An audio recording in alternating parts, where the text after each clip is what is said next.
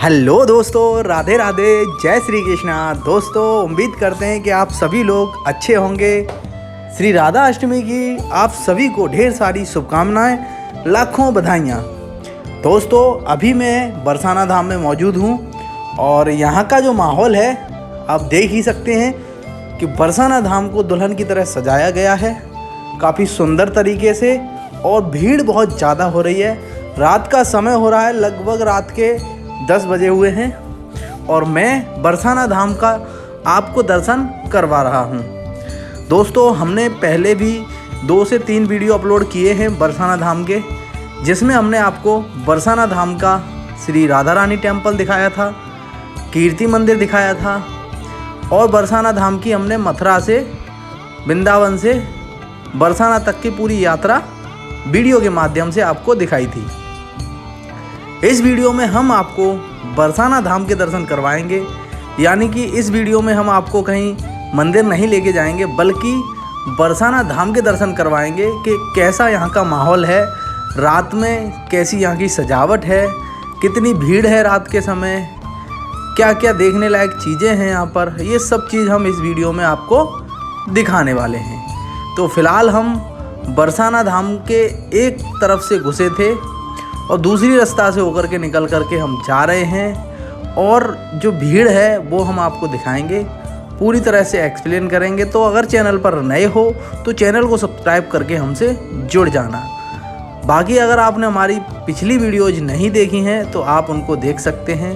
हमने एक वीडियो एक स्पेशल बना के आपके लिए डाला है, जिसमें हमने राधा रानी की मिस्ट्री को पूरी तरह से एक्सप्लोर किया है कि उनका जन्म असल में हुआ कहाँ था और बरसाना धाम से उनका क्या संबंध है।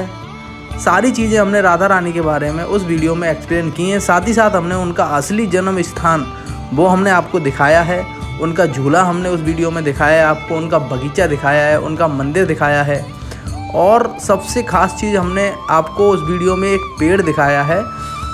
एक पेड़ हम बोले तो बोलते हैं ना कि एक जिस्म दो जान, इस तरीके का पेड़ है। एक पेड़ के अंदर 2 तने हैं, दोनों अलग अलग रंग के हैं।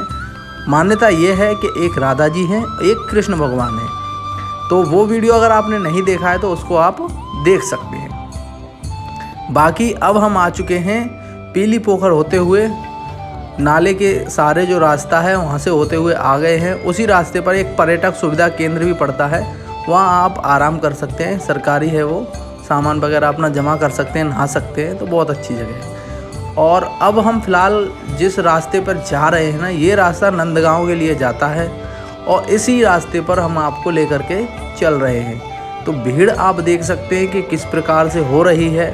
रात में भी इतनी भीड़ यहाँ पर हो रही है। दिन का माहौल तो और ही ज़्यादा ख़राब था यहाँ का, इतनी भीड़ थी कि हम पैदल भी नहीं चल सकते थे अच्छे से, और दूसरी बात धूप भी थी।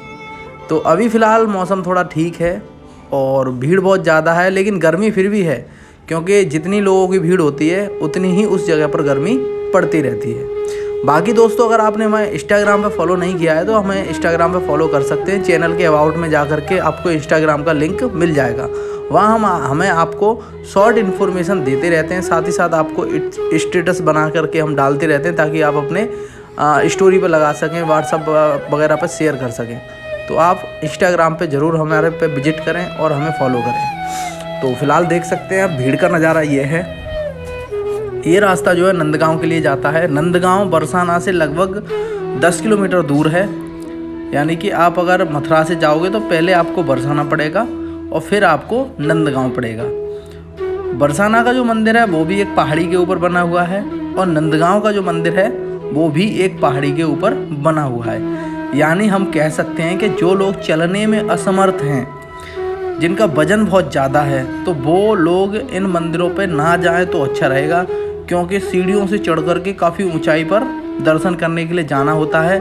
और जैसे कि कोई त्यौहार होता है ना, राधा अष्टमी, लठमार, होली, एकादशी, तो इन दिनों मंदिरों में बहुत भीड़ होती है। तो आप अगर बीमार भी है, बच्चे आपके साथ में हैं, तो भीड़ से बच करके आप जाएं तो अच्छा रहेगा। आम दिनों में आप दर्शन कर सकते हैं। बाकी बरसाना धाम के मंदिर के लिए, राधा रानी का जो मंदिर है उसके लिए गवर्नमेंट द्वारा एक रोप वे बनाया जा रहा है। रोप वे मतलब एक तरीके की ट्रॉली सी होती है जो आपने जम्मू कश्मीर में देखा होगा आपने, उसमें बैठ के तारों द्वारा बनाई जाती है और ऊंचाई पर चढ़ जाते हैं आसानी से।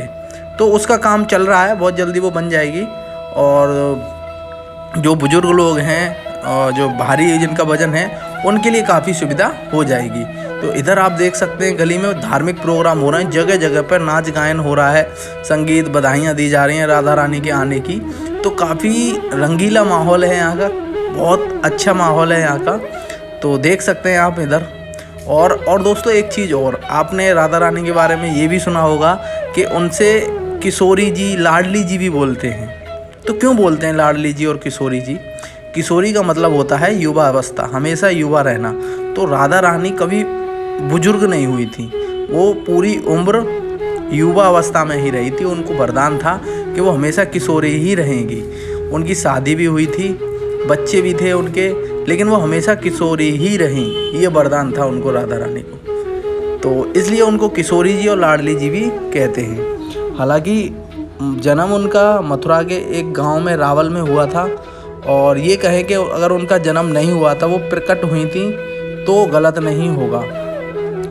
उसके बाद में जब कंस का अत्याचार ज़्यादा बढ़ गया, उसने अपने राक्षसों को मारने के लिए भेजने लगा भगवान श्री कृष्ण को, तब राधा जी के पिताजी और भगवान कृष्णा के पिताजी ने डिसाइड किया कि वो उस जगह से चले जाएंगे, कहीं और पर अपना घर बना लेंगे, किसी और जगह पर। तो राधा रानी के पिताजी ने बरसाना में अपना एक गांव बसा दिया, और नंद बाबा ने नंदगांव में अपना एक गांव बसा दिया, पहाड़ी के ऊपर महल बना के, क्योंकि इन दोनों पहाड़ियों को वरदान है कि कोई राक्षस इनके ऊपर नहीं जा सकता था। तो आप समझ गए होंगे यहाँ तक की स्टोरी पूरी।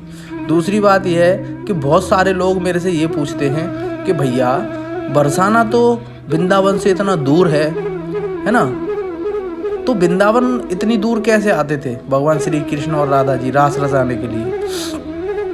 और आपका सवाल भी जायज़ है, इसमें कोई संदेह नहीं है। तो मैं आप सभी लोगों को ये बताना चाहूँगा कि मथुरा से वृंदावन की जो दूरी है वो ज़्यादा नहीं है। शॉर्ट जैसे सीधे सीधे रास्ता होते हैं ना, शॉर्ट में वो दूरी ज़्यादा नहीं है। बाकी जब रोड है ना, तो रोड होते हैं ना, घूम घूम के होते हैं। तो इस वजह से बरसाना की दूरी जो है लगभग 48 किलोमीटर बैठती है वृंदावन से। अब आप समझे होंगे।